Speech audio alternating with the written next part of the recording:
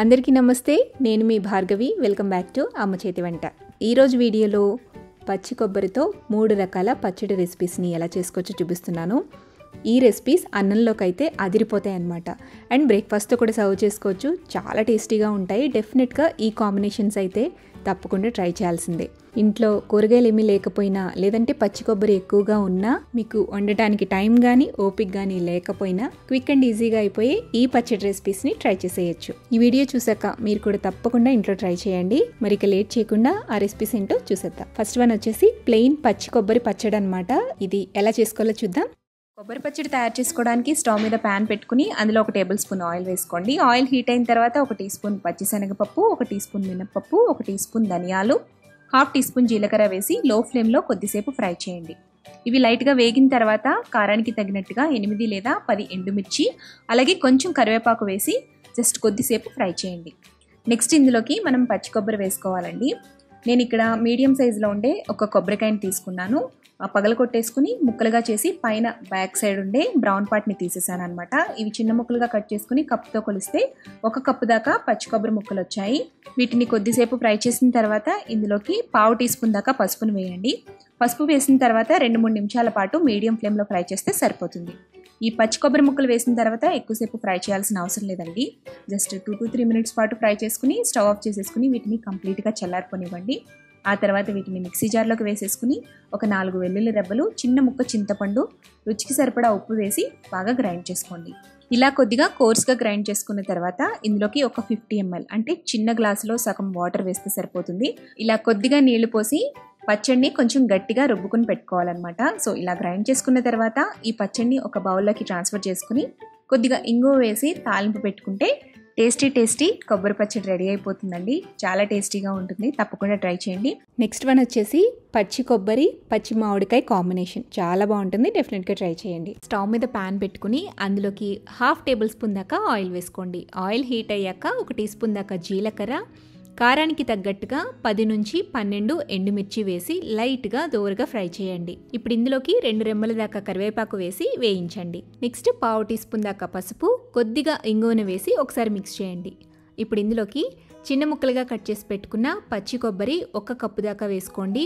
1 cup పచ్చి కొబ్బరికి 1/2 cup దాకా చిన్న ముక్కలుగా కట్ చేసి పెట్టుకున్న పచ్చి మామిడికాయ ముక్కల్ని కూడా వేసేసి లో ఫ్లేమ్లో ఒక 2 మినిట్స్ పాటు మగ్గించండి, సరిపోతుంది. ఎక్కువ ఫ్రై చేయొద్దండి. జస్ట్ రా స్మెల్ పోవడానికి మాత్రమే ఈ కొబ్బరిని అలాగే మామిడికాయని వేస్తాం. ఇప్పుడు స్టవ్ ఆపేసి వీటిని పూర్తిగా చల్లారనివ్వండి. చల్లారిన తర్వాత వీటన్నిటిని కూడా మిక్సీ జార్లోకి వేసేసుకోండి. ఫస్ట్ వీటన్నిటిని కూడా కొద్దిగా కోర్స్గా బ్లెండ్ చేసుకోండి. ఇలా గ్రైండ్ చేసుకున్న తర్వాత ఇందులోకి రుచికి సరిపడా ఉప్పు, 4 వెల్లుల్లి రెబ్బలు, 2 టేబుల్ స్పూన్ల దాకా కొత్తిమీర, అలాగే కొంచెం వాటర్ వేయండి. జస్ట్ 1 or 2 టేబుల్ స్పూన్స్ దాకా వాటర్ వేస్తే సరిపోతుంది.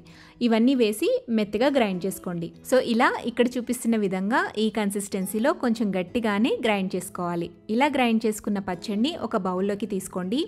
ఇప్పుడు ఈ పచ్చడికి శనగపప్పు, మినప్పప్పు, ఆవాలు, జీలకర్ర, ఎండుమిర్చి, కరివేపాకుతో తాలింపు వేసి ఈ పచ్చడిలోకి ట్రాన్స్ఫర్ చేసుకోండి.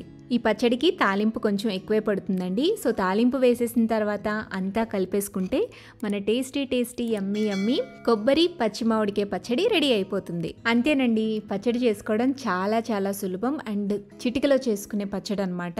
ఫ్రిడ్జ్లో పెట్టుకుంటే ఈ పచ్చడిని 2 రోజుల పాటు సర్వ్ చేసుకోవచ్చు. ఒక్కసారి ఈ పచ్చడిని ఇంట్లో ట్రై చేసి టేస్ట్ చేసిన తర్వాత ప్రతిసారి ఇలాగే చేసుకోవాలనిపిస్తుందండి. అంతే టేస్టీగా ఉంటుంది. నెక్స్ట్ వన్ వచ్చేసి పచ్చి కొబ్బరి అలాగే పుదీనా కాంబినేషన్ అండి. ఇది కూడా సూపర్గా ఉంటుంది. రెసిపీ ప్రాసెస్ చూసేద్దామా. ఫస్ట్ స్టవ్ మీద ప్యాన్ పెట్టుకుని అందులోకి 1/2 టేబుల్ స్పూన్ దాకా మినపగుళ్ళు, 1/2 టేబుల్ స్పూన్ దాకా పచ్చిశనగపప్పు వేసి కొంచెం దోరగా ఫ్రై చేయండి. ఇవి లైట్గా రోస్ట్ అయిన తర్వాత ఇందులోకి 1 టీ స్పూన్ దాకా ధనియాలు, 1/2 టీ స్పూన్ దాకా జీలకర్ర వేసి ఒక 2-3 నిమిషాల పాటు రోస్ట్ చేసుకోవాలి. నెక్స్ట్ దించే ముందుగా 1 టేబుల్ స్పూన్ దాకా నువ్వులు కూడా వేసేసి చిటపటలాడేంత వరకు వేయించి స్టవ్ ఆపేసేసి వీటిని మిక్సీ జార్లోకి తీసుకుని పూర్తిగా చల్లారనివ్వండి. చల్లారిన తర్వాత ఇలా ఫైన్ పౌడర్లా గ్రైండ్ చేసుకోండి. ఇప్పుడు అదే ప్యాన్ని స్టవ్ మీద పెట్టుకుని 1 టేబుల్ స్పూన్ దాకా ఆయిల్ వేసుకోండి. ఆయిల్ హీట్ అయ్యాక పచ్చడి కారానికి తగ్గట్టుగా 10 నుంచి 15 పచ్చిమిర్చి దాకా ఇలా ముక్కలుగా కట్ చేసుకుని వేసుకుని దోరగా వేయించుకోవాలి. పచ్చిమిర్చి కొద్దిగా వేగిన తర్వాత ఇందులోకి 1/2 కప్పు దాకా పచ్చి కొబ్బరి తీసుకుని ఇలా చిన్న ముక్కలుగా కట్ చేసుకుని వేసుకోండి. ఈ పచ్చి కొబ్బరిని కూడా నూనెలో కొంచెం వేయించాలి. 2-3 నిమిషాల పాటు ఈ కొబ్బరిని వేయించిన తర్వాత ఇందులోకి 1 కప్పు దాకా ఇలా మీడియం సైజులో కట్ చేసి పెట్టుకున్న టమాటా ముక్కలు వేసుకోండి. ఇందులోనే రుచికి తగినంత ఉప్పు, 1/2 టీ స్పూన్ దాకా పసుపు కూడా వేసేసి టమాటాలు కొంచెం సాఫ్ట్గా మగ్గేంత వరకు కుక్ చేసుకోండి. టమాటా ముక్కలు కొద్దిగా మగ్గిన తర్వాత ఇందులోకి 2 కప్పుల దాకా శుభ్రం చేసుకుని కట్ చేసి పెట్టుకున్న పుదీనా ఆకులు వేయండి. ఇప్పుడు మొత్తం అంతా కూడా బాగా మిక్స్ చేసుకుని మూత పెట్టి ఈ టమాటాలు, పుదీనా అన్నీ కూడా బాగా మెత్తగా మగ్గేంత వరకు కుక్ చేసుకోవాలి. మూత పెట్టి లో ఫ్లేమ్లో ఒక 5 లేదా 10 నిమిషాల పాటు మగ్గిస్తే ఈ టమాటా ముక్కలు అన్నీ కూడా చక్కగా సాఫ్ట్గా మగ్గిపోతాయండి. ఇలా మెత్తగా మగ్గితే సరిపోతుంది, వాటర్ అంతా కూడా ఎగిరిపోకూడదు అనమాట. సో ఈ కన్సిస్టెన్సీలో ఉన్నప్పుడే స్టవ్ ఆపేసేసి వీటన్నిటిని కూడా పూర్తిగా చల్లారిపోనివ్వండి. చల్లారిన తర్వాత మనం ముందుగా గ్రైండ్ చేసి పెట్టుకున్న పొడి ఉంది కదా, సో ఆ మిక్సీ జార్లోకి వేసేసుకుని ఇందులోకి కొద్దిగా చింతపండు, చిన్న ముక్క చింతపండు సరిపోతుంది, అలాగే 2 వెల్లుల్లి రెబ్బల్ని కూడా వేసేసి వీలైనంత మెత్తగా గ్రైండ్ చేసుకోండి. అవసరమైతే కొద్దిగా వేడి నీళ్లు కూడా వేసి గ్రైండ్ చేసుకోవచ్చు. సో పచ్చడి కన్సిస్టెన్సీ అయితే ఇలా ఉండాలండి.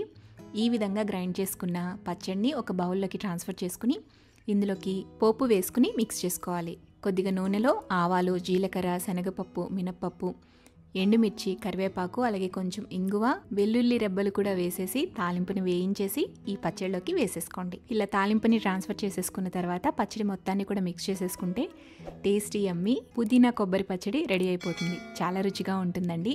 ఫ్రిడ్జ్లో పెట్టుకుంటే ఈ పచ్చడి 2 రోజుల పాటు తినొచ్చు అనమాట. కొబ్బరి కదా, సో త్వరగా పాడైపోతుంది కాబట్టి 1 లేదా 2 రోజుల పాటు ఈ పచ్చడిని తినేసేయచ్చు. అసలు 2 రోజులు కూడా ఉంచరండి. మీరు ఏ పూట అయితే చేస్తారో ఆ పూటే ఈ పచ్చడి అయితే ఖాళీ అయిపోతుంది.